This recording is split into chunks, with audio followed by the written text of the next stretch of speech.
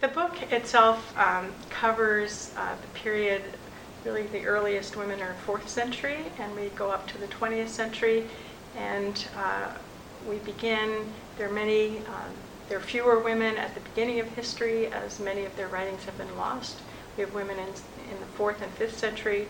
We have no one from the 6th, 7th, and 8th centuries. We go to the 9th century. And then as we move toward the modern period, we have women in the medieval period, the period of the Reformation. And then there's many more women in the 17th, 18th, and 19th centuries. So, and that's part of the history. We've lost a lot of writings of women, but also the fact that as women became more educated, they had access to books, they became literate, more women became literate, they're doing more writing. So we have in the handbook many more women in the 19th century and 20th century than the earlier periods.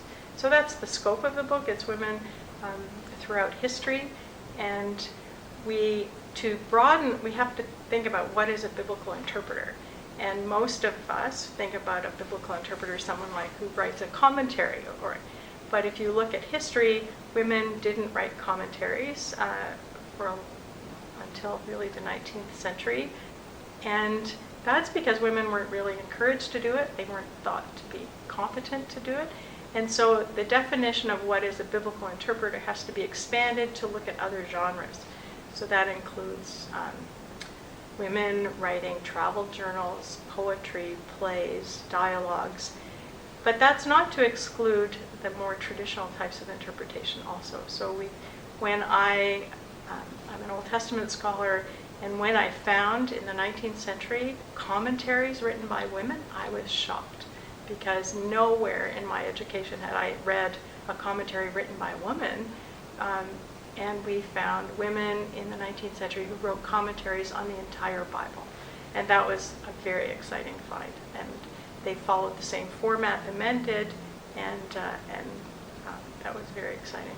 So the handbook covers women writing on the Bible, reflecting on the Bible, sometimes in a devotional sense. Some are more academic.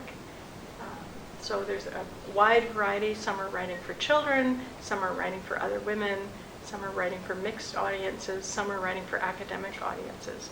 So there's a variety in terms of the kind of writings women were allowed to do, that women were bold enough to do. And we have the sermons of women, which is very interesting, because who would have thought a woman from the early period was a preacher, and yet now even in writings that are called addresses of women to mothers' meetings, we have records of women preaching and interpreting the Bible in that sense.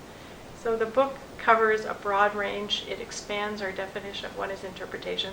It does not include things that I would think could be a biblical interpretation in the fields of art and music, and even things like embroidery or textiles. We are looking for women that actually published on the Bible and published writings that we have access to. Although there are some women, certainly in the early period, we only know of their writings through the writings, say, of their brothers or fathers. A typical article includes a biography of the person involved. We want to know when she was born, when she died, something about her childhood, her education, her family background, and that enables us to put the woman in her context. So, but sometimes we don't know about those things. So where possible, we do a biographical sketch. And then we focus in on the writings of the woman, list the kind of things she did. Some people wrote one thing, some people wrote 40 things or more. And so there's a difference there. And then focusing in on the actual writings of the women on the Bible is, I think, the uniqueness of this book. Because many women are well known, like Catherine of Siena, but not many scholars have ever said, I wonder how you would describe how Catherine of Siena really engages Scripture.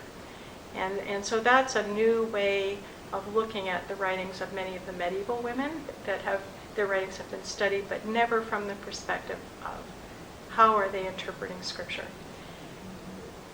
And that raises questions that I think have great possibilities for future investigations. Are early women interpreting in similar ways or in different ways than men? And if they're reading through the lens of their own experience as a woman, are they seeing different things in Scripture?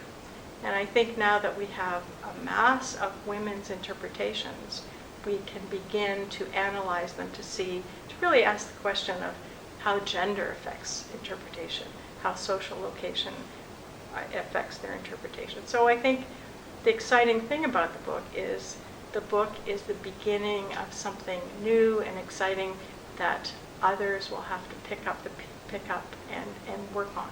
Because many entries in the book say this woman's writings have never been analyzed by a biblical scholar and awaits further investigation.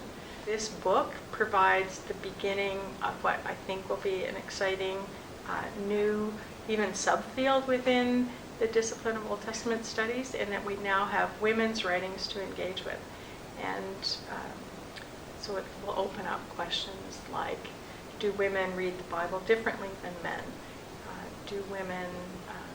Are women interested in different parts of the Bible than men? And I think that's true.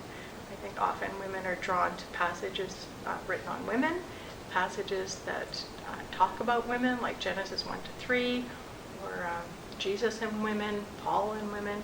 And I'm convinced that women's engagement with the book of Psalms is very important throughout history. And perhaps women are especially drawn to Psalms because it's devotional material. Women were allowed to read Scripture devotionally, so they paraphrased the Psalms, they commented on the Psalms, they prayed the Psalms. And I think that's an important new area of research to look at how women engage certain parts of Scripture and ask the question, are they reading the text in different ways?